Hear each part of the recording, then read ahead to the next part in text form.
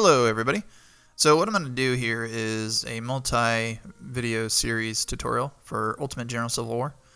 A couple years ago I did two videos for this particular game. The first was army organization and kind of how to organize your army. And then the other one was various tips related to the game that would enhance your gameplay. Surprisingly, we got a ton of views and comments and interest in both of those videos for this game. However, I noticed from the comments that there were a lot of basically desires that, hey, I wish you'd gone into this more or gone into that more.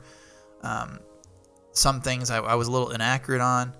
So what I decided to do is I decided to pull those videos down and release these new series of videos, which is the first two videos, by the way, for those who are returning to the game or are knowledgeable about the game, are probably not going to be very helpful for you because the first two videos are going to be very broad brushed, including this one. So starting really kind of video 3 is really going to get down in the nubs of the game mechanics and how everything works. So if, again, you're returning to the game and you're relatively familiar with the mechanics of the game, that sort of thing, it may not be helpful to watch this video or the next one. However, I encourage you to if you so desire, and perhaps maybe you can throw in comments about things that you would find helpful too for everybody. And with that, I'm just going to go over, just to start here, before I go to the campaign battlefield map, just go over a couple of these initial preliminary things for the game. So this is obviously the intro screen. If you go under options, the first thing I wanted to highlight is here are your hotkeys. So I know that the game tends to be a little more difficult to figure out what the hotkeys are necessarily. You can find them a lot at places. If you hover over something, it'll tell you, but not necessarily everything. So like the view mode is tab. Mount and dismount for your Calvary is M. Hold flyer H, so forth. So mission info I, that's really important to know. But if you just forget what the hotkeys are, I'd say either take a picture of it with your phone or it's under your options here. As well as when you're in battle, you can go in your options and pull this up if you forget what your hotkeys are. Custom battle and historical battle, just really quick here before we jump in the campaign. Custom battle is pretty cool because what it'll do is it'll take little battles within big battles and lets you fight them. So, for example, the Battle of Dunker Church, which was, I think, Antietam, I believe. That's your that specific battle. Devil's Den, which was, Gettysburg. Instead of fighting the whole Gettysburg battle, you can just do Devil's Den. Hornet's Nest. So again, instead of fighting the whole Shiloh battle, you can focus really on the Hornet's Nest. So I think it's pretty cool that you can kind of get a different feel for something and really kind of focus in on a certain aspect of the battlefield. One additional thing you get from custom battles that you don't get from historical battles is that if, for example, we go into the Hornet's Nest here. Oops, sorry. Colonel, you can do your own battle, or you can do the scenario. So fixed armies, or you can build your own armies. But that's pretty cool. For those of you who play Total War, this is basically that option where you're building your army for the particular battle. Just show this to you just really quick. So here you go. Build your armies. You can buy the weapons and that sort of thing, and you start off with vault funds and that sort of thing. Finally, here before we jump in the campaign map, historical battles. As you can see here, these are going to be your major battles of the Civil War. I think they did a pretty good job grabbing, obviously not all the major battles, but the ones that tend to resonate with people. Chancellorsville, Gettysburg, all those sort of things. And those battles are going to be your multi-day battles, kind of broken up into segments and phases. But all those segments and phases carry over to the next one. So that's pretty cool.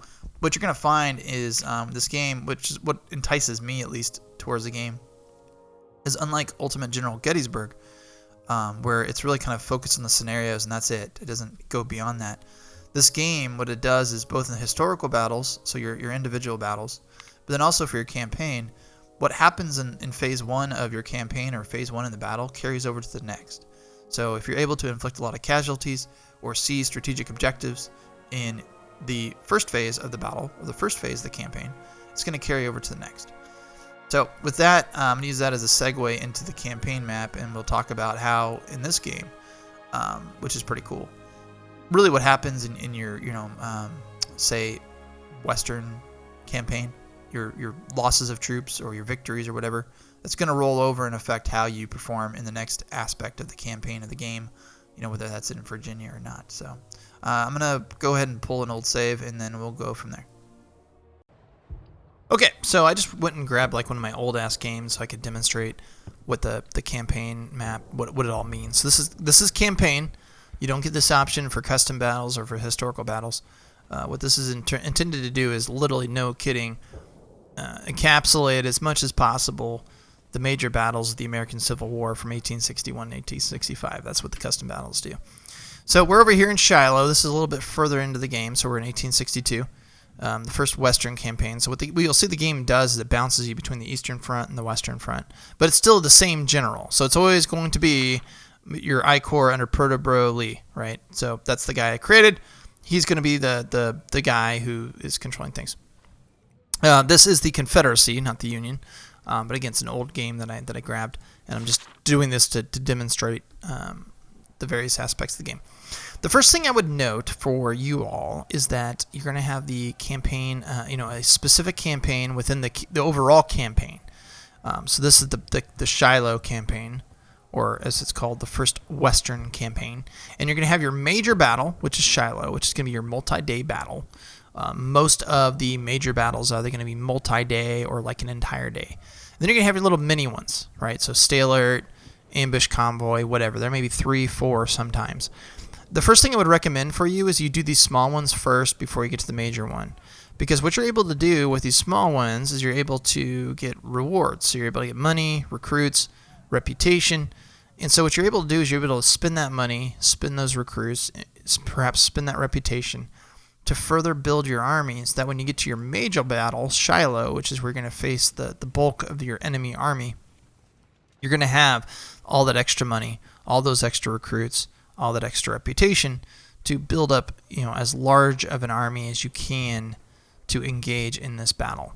So again, first note, the little battlefields that don't have the Caesar, Roman thing, I forget the name of it off the top of my head, you want to fight these first. These are going to be like your smaller skirmish battles. If you notice in the top right, it's going to tell you the army size. Hey, this is your intelligence. Now, this is going to be less or more accurate depending on your intelligence skill, which I'll go over in a moment. Then you're going to have your percentage of training. So, again, just hovering over it's going to tell you a lot, right? So I'm not going to really go over it in detail. I'm just going to tell you, if you want this information, hover over it. It's going to tell you what it means. But this is your intelligence. It's a kind of a newer feature to the game. It wasn't originally a part of the game. It was added later. I think it's pretty cool. And it just adds a different dynamic to the game. And then if you click report, it'll tell you information. And then, again, you click on the icon for the particular battle, and it's going to give you information. And if you win, this is how much money you get, recruits, reputation. Draw, which when you go to the battle map, it's going to tell you, hey, this is what you have to do to get a draw. This is what you have to do to get a victory. That's this. And then if you lose, you're still going to get some stuff as well. The biggest thing, though, is how you lose the game is if your reputation falls under a certain number. Right? So this is your reputation. We have 42 reputation. If it falls below a certain amount, you lose the game. So as you can see here, yeah, you get money, you get recruits, but you lose 10 reputation. So it's a kind of a double whammy, because on the one hand, you can spend reputation to get better weapons, better generals, etc., more money, because what you're doing is saying, hey, Congress, or hey, President, I need these things, and they hook it up. But you're burning political capital to get it. You're burning your reputation to get it. So if you lose 10, it's like basically a negative 14, right? Because not only did you not get the 4, but you lost 10. And so then we're down to 32 instead of being at 46. And so that's kind of how that works. Army camp, which is up to this little thing here. See this here? You just click this. That takes you to the battle map. Boom, boom, boom. I think this is the guide thing. This little question mark up here. I've never used it. I kind of just figured out everything myself and looking on various forums. But you could use this as well. Obviously, the question mark, and that'll be helpful too. But if you go army camp, this is where you're gonna have your army. And again, this is just kind of I just grabbed an old save, so I don't even know what the hell's going on here, to be honest with you. But you're going to have these different unlocked brigades. So these are your divisions. This is your corps. You can have multiple corps.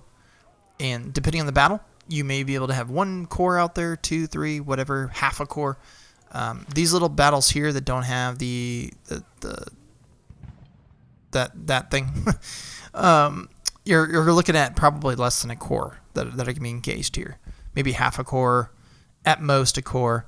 Here, it's basically everything you can throw out there is going to be involved in the battle, more than likely.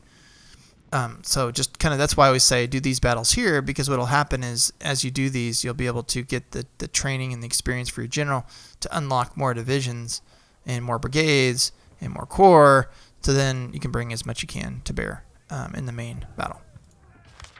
But that being said, there's nothing in the game that stops you from starting off with Shiloh. All right. If I recall correctly, though, since I never do this, but if I recall correctly, if you do the main battle for the campaign, so first Western campaign, then it's going to move you on to the next campaign. You won't be able to backtrack and do these little small ones. So, because the idea is that these are built around the ultimate culmination of Shiloh. All right, so your battle map, this is your camp. This is where you're going to spend most of your time if you're not on the battlefield. You've got these 4 different options down here, which I'll talk to in just a moment. But first, what I want to do is I want to talk about the structure of your army. You're going to have your corps, which is under your main army commander. So in this case, it's going to be Protobro Lee. And then you've got your career points, which we were just talking about briefly earlier in terms of when you built your character. And as you can see, they're all here. They're under career. And then what will happen is you'll get these career points. And so for your victories, so you can see we won Potomac Fort, Newport News, and First Bull Run. So these are 2 of your little smaller battles, like these right here. And then we had your major battle, which is First Bull Run, which was this one here, Shiloh. And it'll show up as victories. It'll tell you that's where you're getting your reputation from, and you'll get your victory points from that. And then you take your victory points and you throw them into these different things. And then as you win, you get these little medals, which will tell you, hey, Civil War Campaign Medal, hooray. The War Service Medal, blah, blah, blah. And then you got your various information. So all of this, as you improve this, it'll be translated down here. Okay, so we have 4 in training, which then means, let's see, I think if, yeah, so if you hover over the little arrows here, it'll tell you what training does. So for example, increasing your training allows you to replenish unit losses with new veterans, blah, blah, blah, blah, blah, for a lower cost. So what does that mean? Hey, veteran cost, negative 10%. That's because our training is 4, right? So to demonstrate negative 10%, let's put one in training. Now it's negative 12.5, and you hit apply, and then it'll do it. If you don't want to, you can just decrease it. But that's the one thing I like about this game is it's very user-friendly. You can have this stuff. You say, well, I don't know if I want to do training. What does it do? Click it. Oh, veteran cost, negative 12.5%. Cool. I can see it before I apply it. Maybe I don't want to do that. Maybe I want to go Army Organization. What does that do? Hover over it. It tells you, and so forth. Right? So there you go. That's your career tab. Back to Army. So the game's broken up by corps. As you enter battles, for example, so Shiloh here, you're going to have multiple corps. So now the first day, you can only put down your 1 corps. But what will happen is the next day, it'll give you double, like instead of one of these boxes, you have multiple boxes. And that means, hey, if you got multiple corps, you can put down multiple corps. However, if you go to these little small ones, you can only put down this. That's it. That's your battle here. Okay, so that's a good demonstration of the difference in size and volume of the number of troops you're going to put on the battlefield between Shiloh and your little ones. Right. You start off with, I think you can do up to 4 divisions, or rather 4 brigade per division. I think. Army Organizations 2. Next level, it gives me 3 divisions per corps, 4 brigade. All right. So Army Organizations is what's going to dictate the number of divisions you can have within a corps and the number of brigade you can have in a corps. I would say early on in the game it's not super important. I mean, you notice we're in First Western Campaign, 1862, which is the next campaign after Bull Run, and we were only able to afford this.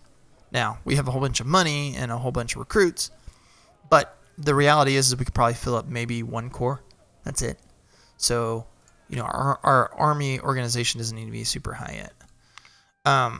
You're going to have, there's basically 4 different units in the game. There's infantry, there's cavalry, there's artillery, and there's skirmishers. Now, these skirmishers are not to be confused with the detached skirmishers from your infantry, which you'll discover what I'm talking about in a future episode if you're not familiar with what I'm talking about.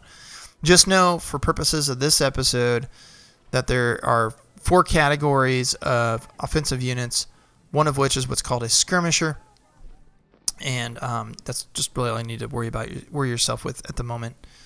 And then you can see artillery, cavalry, and infantry. All right. Up here is your supply. This is going to dictate the amount of ammo and artillery that you're going to have on the battlefield. Well, when I say artillery, I mean artillery rounds. And I wouldn't say there's a perfect science as to how much of this you should have based on the size of your army. It's kind of hard to calculate, right? Because in some battles, they may be more intense than others in terms of the ammo that's used. As you play the game, you'll kind of get a feel for how much ammo you really should have out there. I tend to try and, at least early on, play it safe and have more than I think I need.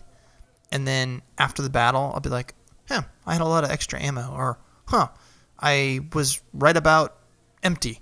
Maybe I need a little bit more. So that's kind of how to look at it. Just know that you're going to want to have probably more than less just early on. And each one of these represents one of those little supply wagons on the battlefield. So if you have one here, then I have another corps here, and each one of them have supply. You're going to have 2 supply wagons on the battlefield if both of these corps are able to be on the battle. Division commander is going to be preferably a brigadier general or higher. You really should be a general, not a colonel. Colonels and lieutenant colonels should be your division commanders, or rather your brigade commanders, I'm sorry. So these should be your brigade commanders, should be colonels and lieutenant colonels. And then for your cavalry and your artillery, you can get away with majors, sometimes captains. Same thing with your skirmishers. And then obviously with your corps commanders, 2-star, 3 stars. Now it's a little bit different than the Confederacy because they had different ranks. So as you can see here, a 3-star is a colonel, when the reality is that 3-star nowadays is construed as a lieutenant general. But and then you can see here a major general has the 2 stars, but with the considering I had to reference this so many times in this video, I probably should have figured out the name of it before I did it. But the Roman thing, we're gonna call it the Roman thing. But that's going to be the structure of your army. And then what you can do is you can build on it. So now notice the lock here. This is locked because I don't have high enough army organization to allow me to have 5 brigades or 5 units. Because, brigades are, artillery is not a brigade, it's a battery. But 5 units within a particular division. So you have to up your army organization to accomplish that. Additionally, army organization allows you to have more divisions. So notice here, we can only have 2 divisions. Can't have 3. So if we open up our army organization, all of a sudden now we can have 3 divisions. So there you go. That's how you do it. And then say, hey, oh, infantry, so exciting. Oh, hey, infantry. And then do it that way. Why would you go with 5? Why would you want to have 5 units instead of just lots of divisions with 4? Part of it is the way the game works is sometimes your entire corps doesn't make it on the battlefield in a particular battle. And what it'll do is it's going to take your divisions. So first division can only field 4 units. And so if the game only allows you to put, say, 2 divisions on the battlefield in a battle, your 3rd division gets left out. Well, at that point you're going to want to have your 10 units on the battlefield, not just 8, right? So that's kind of why I would say ultimately what you want to do is kind of balance things out and not get too worked up on whether you can get 5 units onto a battlefield at any given time, and focus more on the 4, at least kind of earlier in the game, and go from there. So the supply, that's units, that's divisions, that's corps, blah, blah, blah. This is the campaign you're in. This is the money that you have. Obviously costs money to recruit troops and buy weapons. This is the number of recruits you can put. It's a no kidding 1-to-1 ratio. So we have 8,000 recruits left that we can do. So for example, we put artillery on here. It's going to tell you how many men it's going to take. It's going to take 100 men to field 4 guns. So we went down 100 men to do 4 guns. Reputation, as we talked about before. The nice thing again is you hover over it, it's going to give you information about things, including, like, for example here, hey, efficiency. This is how efficient an individual soldier is. This is what their morale is going to be. Their stamina is going to be, firearms, melee, etc., which all goes into your overall statistics here, which is something I haven't talked to yet. So, for example, Kemper, his brigade of 815 soldiers. This is the information screen for his particular brigade. All right, your division's not going to have that because it breaks it down by brigade. The most information you can get from your division is how many troops are in your division, how many artillery pieces.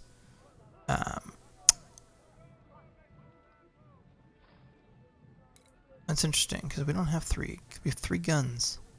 I guess it's the number of men that's in this particular battery. That's not really helpful because the guns are the most important. But let's give you a general rundown. Oh, okay, here's the 3 guns. It's going to give you a general rundown what's in the division. But if you really want the details in terms of how effective brigade's going to be, you got to click it. It's going to tell you all this stuff right here. So command, efficiency, morale, stamina, firearms, melee. If you're not sure what these are, just hover over them. It will tell you. What I want to highlight for you is this little grayed out area here, which I'm going to go in more detail in another video. Just know that this is dictated by their upgrades, so the stars. So they have 1 star, which means they have 1 upgrade. If they have 2 stars, they'll have 2 upgrades. But also by their veteran status and their leadership. So notice here how this is like really high. Watch what happens if we put somebody who's not a colonel in charge of this division. Your division should be led by lieutenant colonels or colonels. If we put, let's see, let's grab a major. Yes, sir. Notice how that went down? It's going to go down even further if we grab a captain. Well, can't do that. Yeah, we can. We can put him...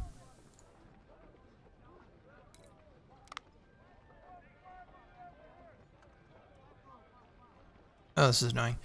Okay, so I was trying to replace people really quickly, but the point being is that the lower the rank, the... Here, what's this? Boom. So we're still efficient, so to speak. We're not suffering any negative modifiers. The bonuses that we're getting aren't as high, whereas if we put a colonel, these bonuses are a little bit higher. But more importantly, he can basically command a larger group of men. So the rank of your officer dictates the number of men that they can oversee. So, for example, here that's why you can get away with a major for cavalry, per se, because see the efficiency is a little low.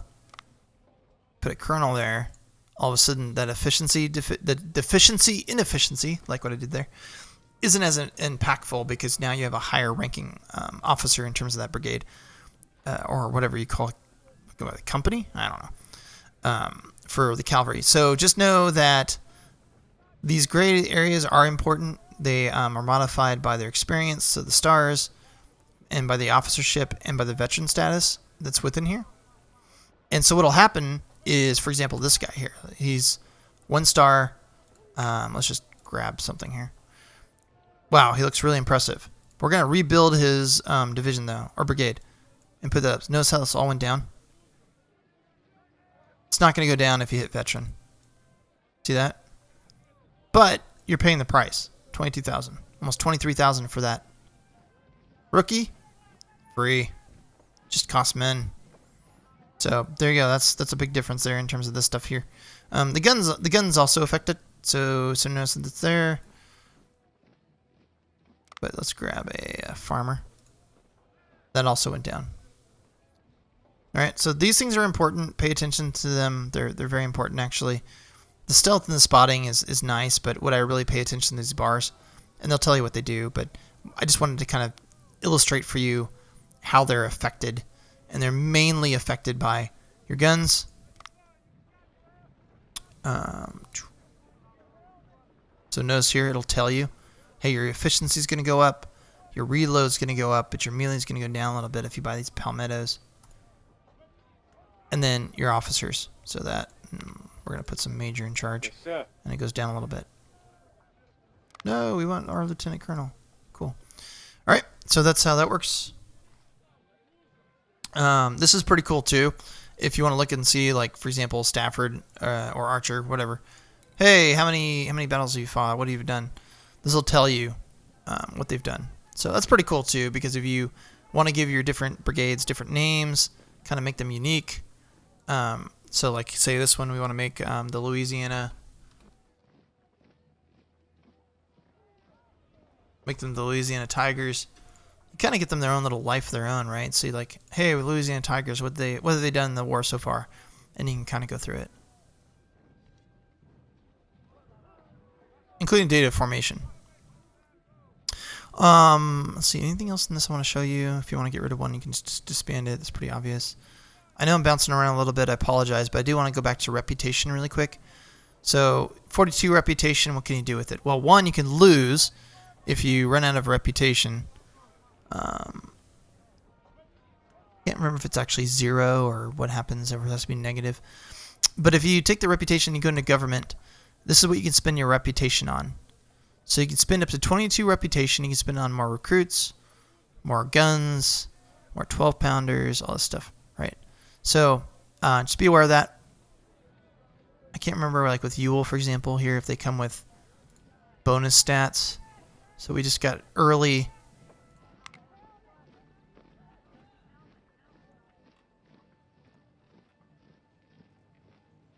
So it doesn't say whether he has any bonus stats to him or not. But, you know, that gives you some historical flavor to go and do that, so it's pretty fun. Okay, so that's the Army tab. That's kind of what I described. Again, you can bounce between your core right here. So do that there, and then you just start building a core.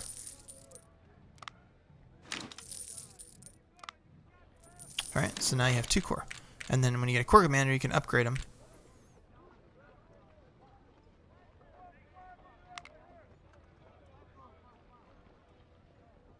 So basically, your officers who are running your brigades can be basically upgraded up here. And then your divisions don't get upgraded, but your corps do. So your corps commanders can get upgraded. So Protobro Lee has 2 bonuses right now to him. Plus 20% on ammo and plus 5 melee firearms reload. That applies to his entire corps. And then Jerome Root, who is just promoted, he gets a bonus to the second corps of plus 20% ammo. Okay.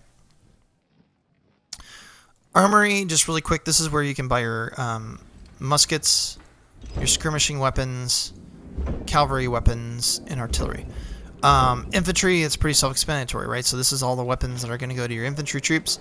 These are the ones that are either captured or just kind of sitting around. So see how there's Springfield 1842s? We've got 3788 in stock. That means if we go ahead and we want to build another division with Springfields, it's not going to cost us any money because we've got 3,000 of them in stock.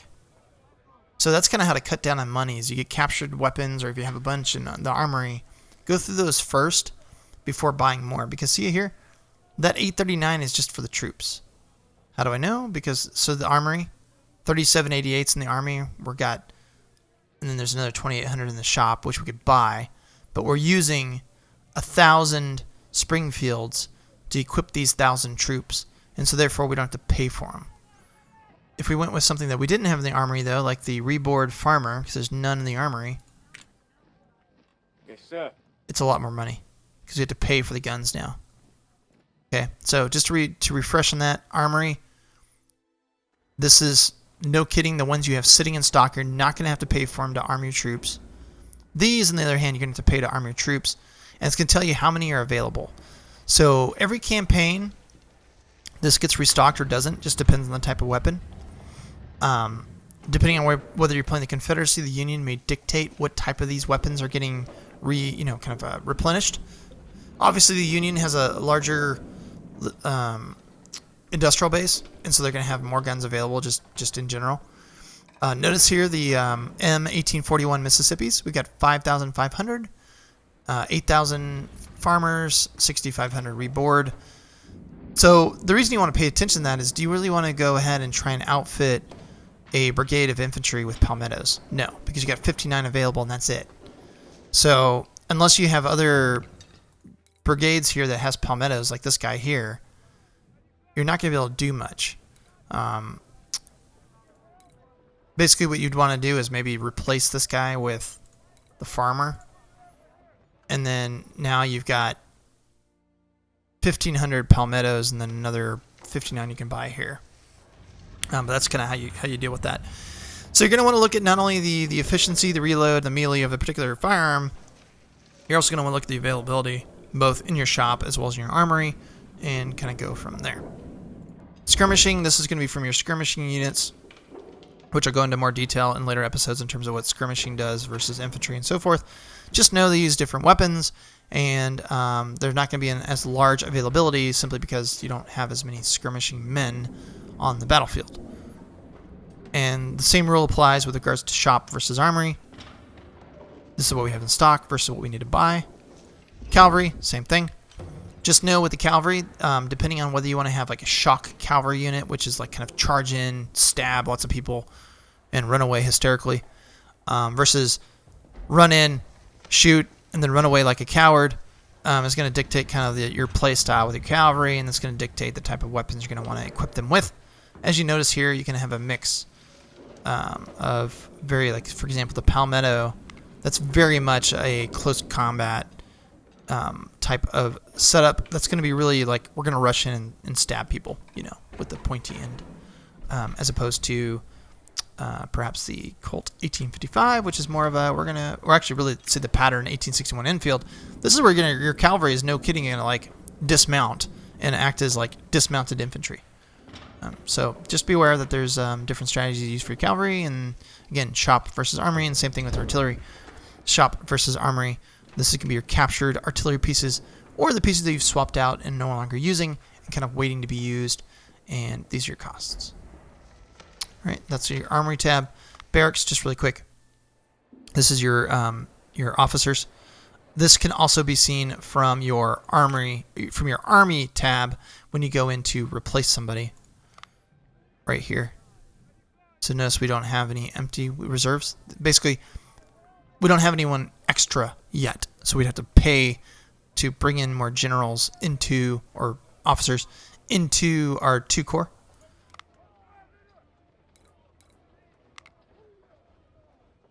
But if you go into barracks, it'll say, hey, here's your dudes. So we can be like, oh, I'm gonna hire you. Look, you look pretty cool. Oh, I like, dude, like your chops. Those are awesome. Totally gonna hire you. So now we got 3, and then you go back to the army, and you say, hey, and then now you got these guys here, who are your reserves. So just another way to do it. I don't really use this tab, honestly, all that much, but it is a nice way to kind of see your rundown of who is available. Again, another way to hire an officer is to go up to your reputation tab and do it that way. As you can see, Ewell or Stewart. Yeah, I say honestly, 4 reputation for these guys, not bad. To get the historical flavor to the game. Finally, career, which we touched on earlier in this episode, but just to recap, just very briefly, this is going to be for your main dude. So this is going to be for Protobro Lee, not for Jerome Root, but for Protobro Lee.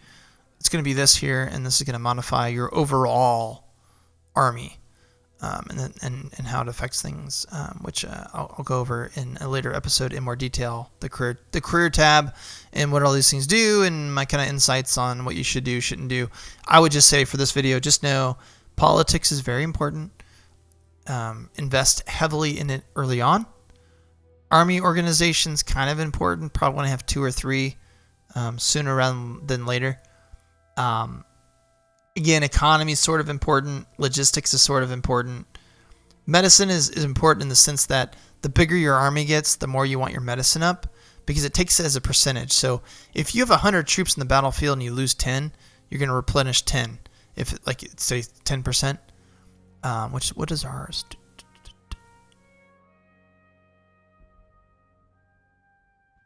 6%. Okay. So it's percentage based, right? So the more troops you have in the battlefield, the more beneficial this medicine tab is going to be. So early on in the game, it's just not as important because you're not going to lose as many troops because you don't have as many troops. Politics is really important early on. So is economy. Organization is relatively important. Those are the ones I would kind of focus on first. Recon's pretty cool.